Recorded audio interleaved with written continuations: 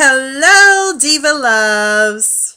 It's Miss Sophia the Diva once again. I'm here to talk about things that I find disturbing, as I am a diva disturbed.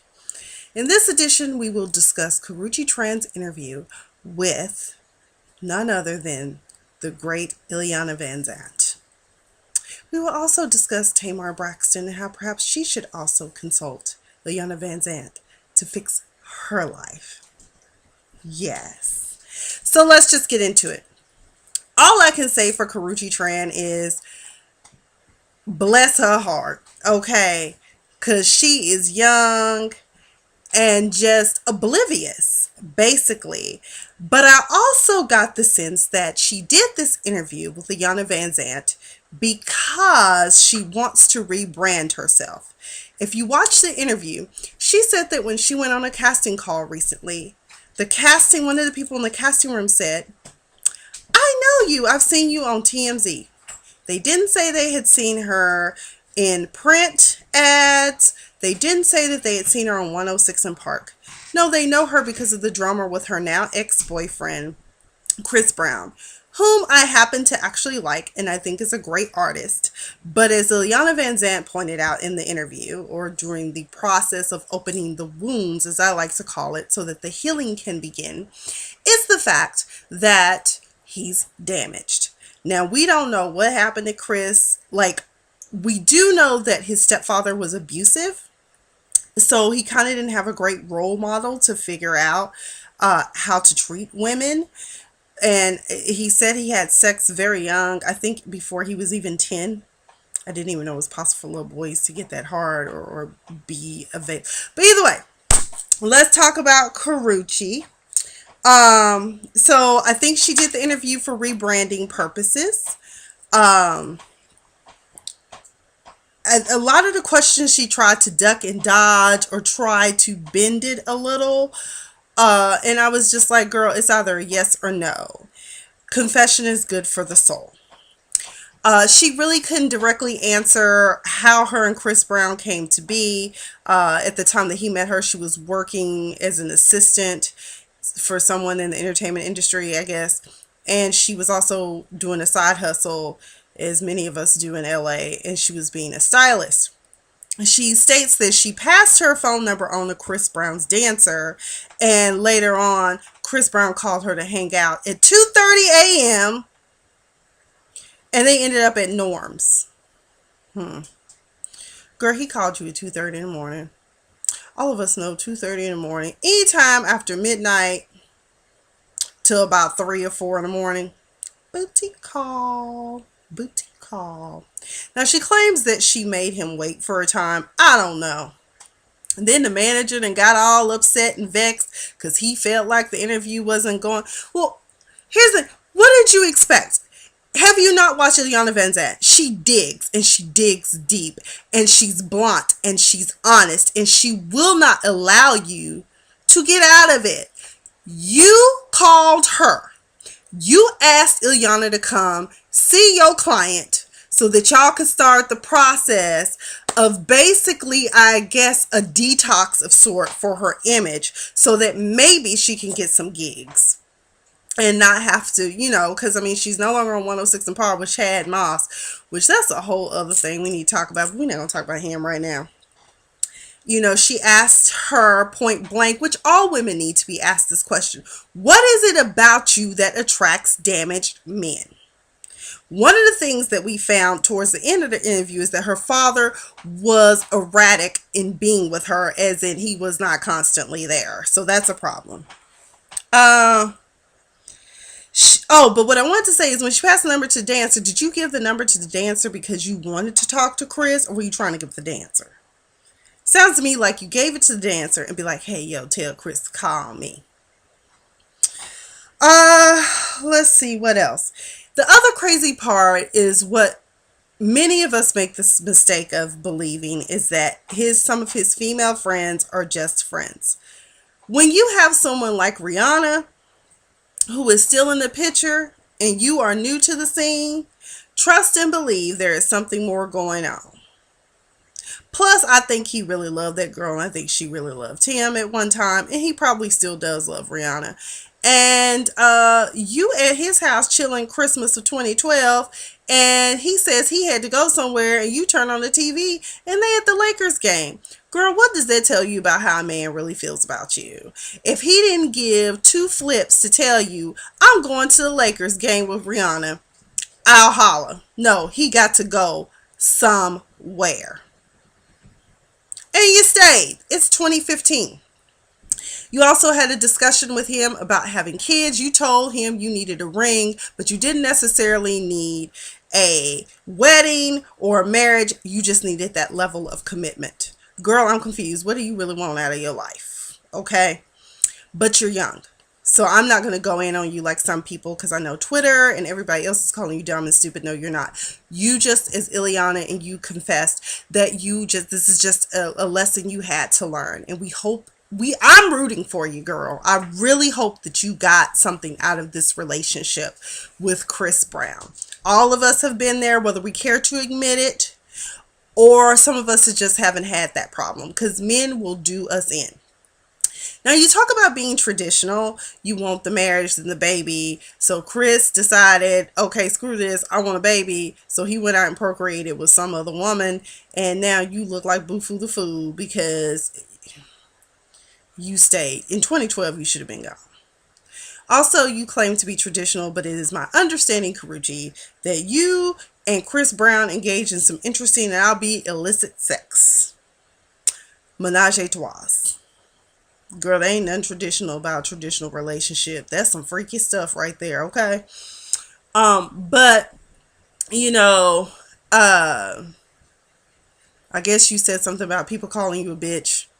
And Iyanla Vanzant said something about, let's take that and use that and turn that into a positive. And she said, let's call you, what is it, broad in total control of herself. I'm not down with that definition because I'm not a broad. I am a diva. I am a lady. I personally like Tabitha Coffey's version for bitch, which is brave, intelligent, tenacious, creative, and honest. That right there is a great way to turn what is used as a slang term against women who tend to be in control of their emotions and able to navigate through the waters of these male sharks we often find ourselves in. Another thing Iyanla hit you with was, what was it about Chris?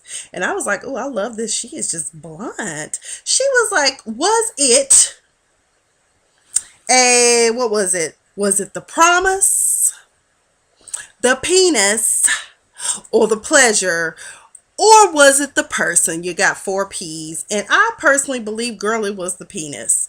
I think you got dignitized. And some of us have been there. And you don't know how to let it go. Because you talking about you going to church, you doing yoga and meditating and all this other stuff. But then at the end of the interview, you still talking about if he's willing to change, you might take him back. Girl, once something like that is gone, God trying to tell you something. Leave it. Leave it. Leave it alone. Let it go. Chris will be all right. He might not be until 50 when he figures out what he wants to do with his life. Okay, so girl, ain't no need to be waiting around for Chris. Move on. You already tried it once. You got with Drake. I still don't understand that. And he was so hurt behind it. Why are men always hurt when they've been doing the same stuff to us for years? And then when you flip the script and do it to them, they get mad. I ain't saying this right, but I understand. So Karrueche, I just want to wish you Godspeed. And I really, really, really do pray that whatever it is you decide to do in life, that you can move forward without Chris Brown, because it's just not there for you. I think that that's the mistake that a lot of women make, is that they tend to hang on to these dead relationships. And they, like it came up even in the interview, that you were so busy taking care of his needs and trying to fix him and nurture him until you forgot about you, sweetheart. It's called self-preservation. You must be looking out for number one. Is it selfish? No. Letting go, does that mean you can't love somebody and not feel that way? It happens. But you've got to move on and let that go. About 6 or 7 years ago, I wrote this little piece, and at first it was initially titled Girl Stop Being a Mattress, but then I decided to change it to Waking Up to a New Reality, and I would like to share that with you all. One day it will hit you like a ton of bricks. What the hell was I thinking? What am I doing? Am I really such a mess? Yes, girl, you are. And the sooner you realize it, the better off you will be. Also, do not feel bad. You are not alone in this. Every woman, whether they care to admit it, has been a mattress. You may be asking yourself, what does it mean to be a mattress? Well, let's think about what purpose a mattress serves. It serves as a place to sleep, a place of comfort, a place to rest things on, because girl, we be laying out our wardrobe. But at the same time, it is an object, an inanimate object that has no feelings and no ability to communicate. This is how some men in this world unfortunately view us. While some see us as a place of comfort, some men view us as an inanimate object that serves only as a dumping ground and nothing more, nothing less. Think about it. This devastating, overwhelming new reality will begin to set in. And that was written by me in December of 2006. So I'm going to conclude on Karrueche Tran, but now let's get to a more fascinating person, Tamar Braxton. You know what? No, I'm not going to talk about Tamar. Yes, I am. Because I think she needs to call Iyanla Vanzant too to help fix her life, because apparently Dr. Sherry in Atlanta couldn't get it done, because everyone has told Tamar about her mean and manipulative spirit and how it is not always about you. In some ways, I think she is a bit of a narcissist, and I think that she uses the fact that she's the baby of a family of six as an excuse and as a crutch to basically say it's okay for me to cut folk down and throw shade and say whatever I want without any consequences. And I watched that little clip of her crying in big crocodile tears and saying, oh my God, woe is me. At one point, I had to ask my husband, do I look like a Muppet? Yes, girl, you do. You do look like a Muppet. Tamar, I remember when you were in the Braxtons. I remember when you had your solo career. You were very, very pretty. And you have vocals. You have powerhouse vocals. But at the same time, you like to stir the pot, stir up mess. You're mad because K. Michelle called you a Muppet. You're mad because Chris Brown called you a Muppet.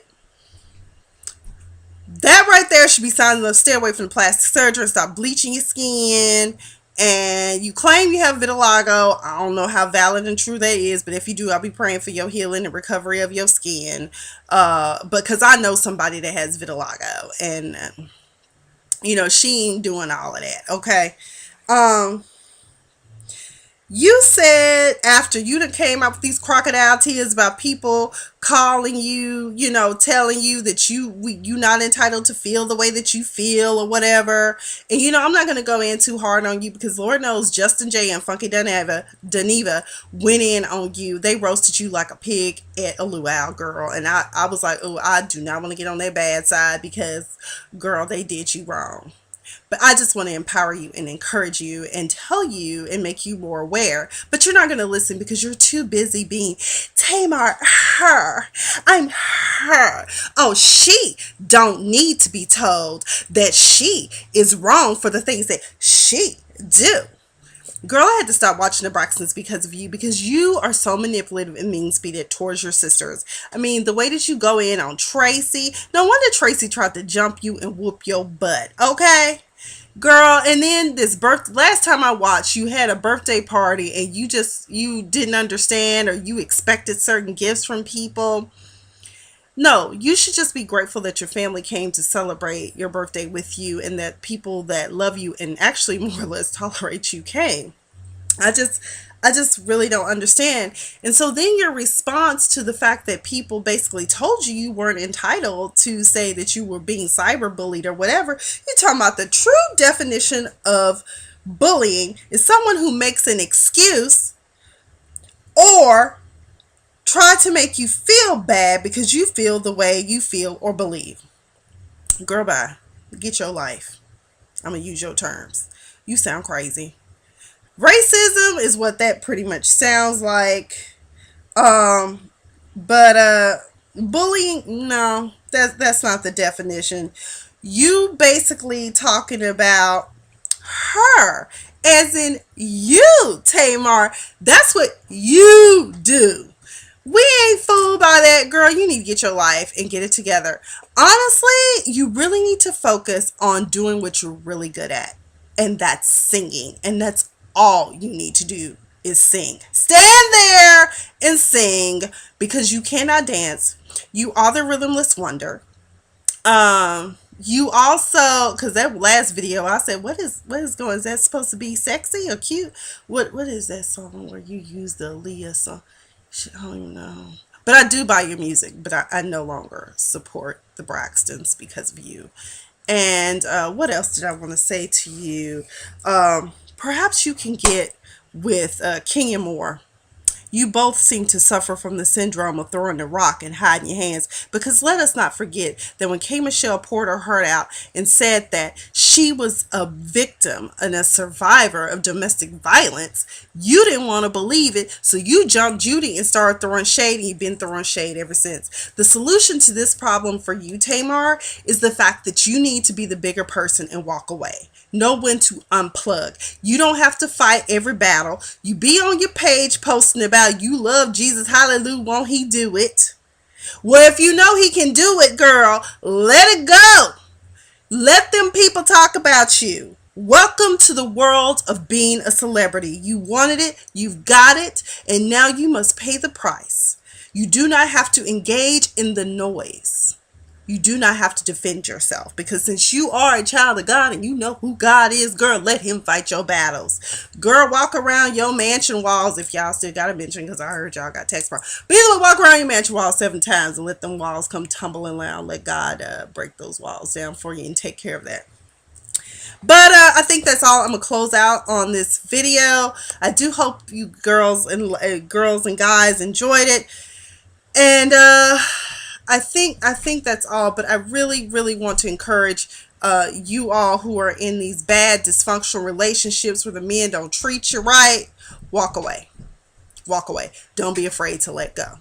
Do not be afraid. You don't want to be a Karrueche or be bound like I was for 3 years with some crazy nutcase that didn't give 2 flips about me. Okay, so we all just need to get over. Thank God for Iyanla Vanzant. And before I close, that's what I wanted to say.